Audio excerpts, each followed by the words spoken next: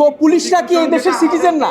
ওখানে যখন আগুন জ্বলতেছিল আশেপাশে কোনো পুলিশ ছিল, এই ভিডিও প্রসিকিউশন কোর্টে জমা দিতে পারে নাই। পুলিশরা নিজেদের যান বাঁচানোর জন্য, আত্মরক্ষার জন্য যাদের কাছে অস্ত্র ছিল তারা গুলি করছে নিজেদের যান বাঁচানোর জন্য।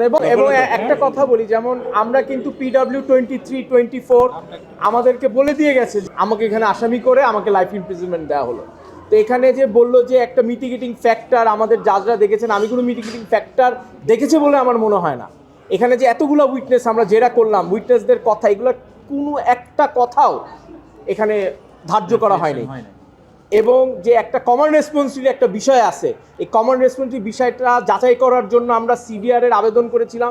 সিডিআর যে একটা মানুষ যে কমান্ড দিবে তার সাথে ফোনে বলবে, ওয়াকি টকিতে বলবে, এগুলোর কোনো রিপোর্ট কিন্তু প্রসিকিউশন দাখিল করতে পারে নাই। তারপরও আজকে আমরা এই রায়ের সম্মুখীন হতে বাধ্য হয়েছি। টানা তৃতীয়বার অর্জন করেছে দেশের সেরা সুপার ব্র্যান্ড স্বীকৃতি বসুন্ধরা টিস্যু।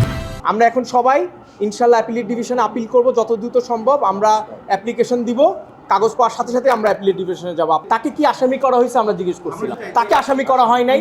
তাকে ওখানে যখন আগুন জ্বলতেছিল আশেপাশে কোনো পুলিশ ছিল, এই ভিডিও প্রসিকিউশন কোর্টে জমা দিতে পারে নাই। ভিডিও দেওয়া আছে, ছাত্র জনতা আক্রমে থানার উপর আগ্রাসন করতেছে, পুলিশরা নিজেদের যান বাঁচানোর জন্য, আত্মরক্ষার জন্য যাদের কাছে অস্ত্র ছিল তারা গুলি করছে নিজেদের যান বাঁচানোর জন্য। এবং এটার একটা এফেক্ট আপনারা দেখেছেন যে পুলিশরা ওখান থেকে যেই পুলিশকে ধরে নিয়ে গেছে তাদেরকে কিন্তু পরে আসলে বাইপাল ইয়েতে ঝুলাই রাখা হয়েছে মেরে। তো পুলিশরা কি এই দেশের সিটিজেন না? 200-300 পুলিশ ছিল, ওইখান থেকে এই কয়েকজন পুলিশকেই কেন আনা হইলো? আমাদের কোশ্চেন হচ্ছে এটা।